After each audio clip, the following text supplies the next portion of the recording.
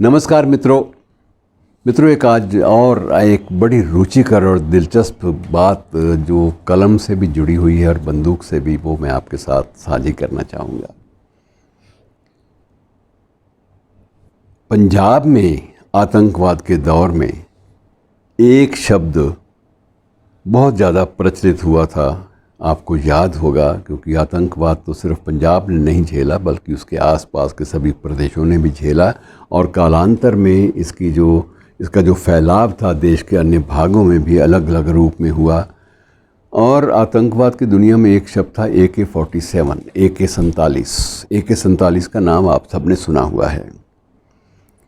अब AK-47 जो है, इसके पीछे बड़ी एक रुचिकर दास्तान है पूरी की पूरी, एक ऐसे व्यक्ति की जो व्यक्ति मूल रूप से कवि था, लिखने लिखाने में उसका विश्वास था, उसकी आस्था थी। और जब वो 6 साल का था तो उस वक्त ये लगभग डॉक्टरों ने तय कर दिया कि ये कुछ दिनों का मेहमान है। 6 साल की उम्र, और वह व्यक्ति 94 साल की उम्र में गया, उसने अंतिम सांस ली।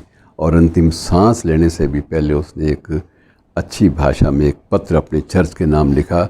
चलिए मैं आपको थोड़ा सा उस बंदे से मिला भी दूँ। नाम है कलाशिनकोव। और AK का मतलब ये है कि ए जो है ये भी, और जो K है इसका, K का मतलब कलाशिनकोव भी है। और कलाशिनकोव बाद में सिर्फ एक असाल्ट गन के नाम से जुड़ गया। और कलाशिनकोव ही लोग कहने लगे उस हथियार को भी, जिसके साथ AK-47, बाद में उसके AK-56 भी आया, AK-76 भी आया। अलग अलग उसके रूपांतर हमारे सामने आते रहे।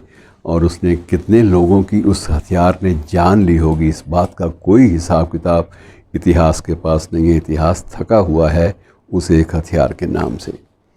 और वो हथियार का आविष्कारक जो था, मित्रों, बड़ी दिलचस्प बात है कि ये व्यक्ति अपने बाप की 17 संतानों में 19 संतानों में 17वीं संतान था। 19 संतानें, और बाप एक मामूली छोटा किसान खेत का, जिसके पास खेत की इतनी ही उसके पास खेती की सीमा थी जिससे वो सिर्फ अपना अनाज अपने घर के लिए, अपने बच्चों के लिए वो पैदा कर सके और थोड़ा बहुत बाज़ार में बेच के कुछ और सामान ले सके। उसके पास कोई संपत्ति नहीं थी।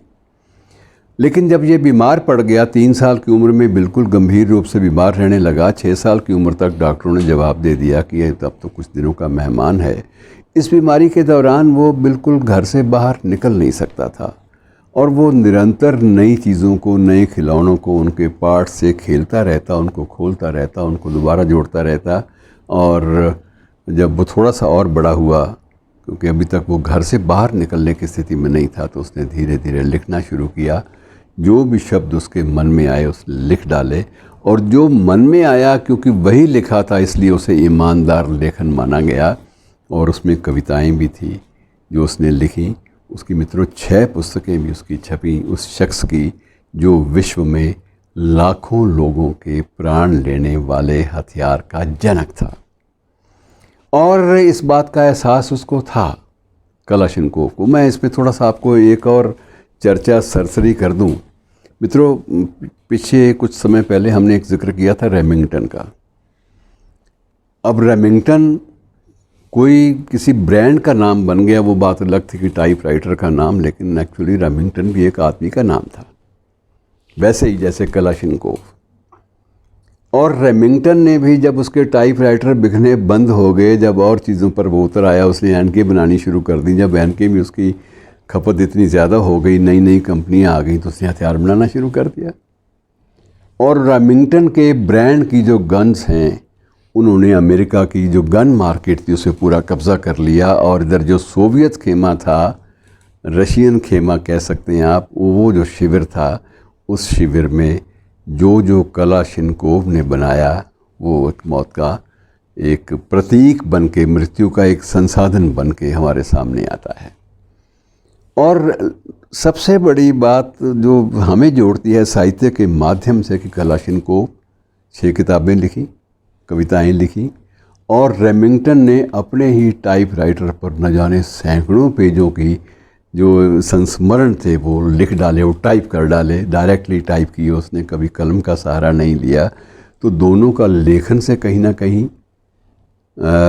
इससे जो रचना धर्मिता है, इससे वास्ता जो है, क्रिएटिविटी से वास्ता दोनों का रहा। दोनों हथियारबाज, दोनों हथियार बेचने वाले, हथियार बनाने वाले बंदे, और दोनों विश्व प्रसिद्ध अपनी अपनी इसी फील्ड में उनकी प्रसिद्धि हुई कि वो रेमिंगटन जो था वो अमेरिकी सेना के लिए गन्स बनाने लगा, टाइपराइटर वाला रेमिंगटन, और कलाशिनकोव जो खिलौने बनाता था वो असाल्ट गन्स बनाने लगा, जो आतंकवाद के लिए एक बहुत बड़ा हथियार बन गई। दिलचस्प बात मित्रों, जहाँ हमें समापन कहीं ना कहीं तो करना है बात का, कि जब 94 साल की उम्र में जब इसको एहसास हो गया कि मैं अब जाऊंगा, डॉक्टर ने कहा कि अब तो वो 6 साल वाली बात छोड़ दो कि तुम और लंबा जी ही नहीं सकोगे किसी भी हालत में। तो इसने फिर चर्च के जो इसका क्योंकि ये बेसिकली क्रिश्चियन था, तो इसने चर्च के पादरी को पत्र लिखा।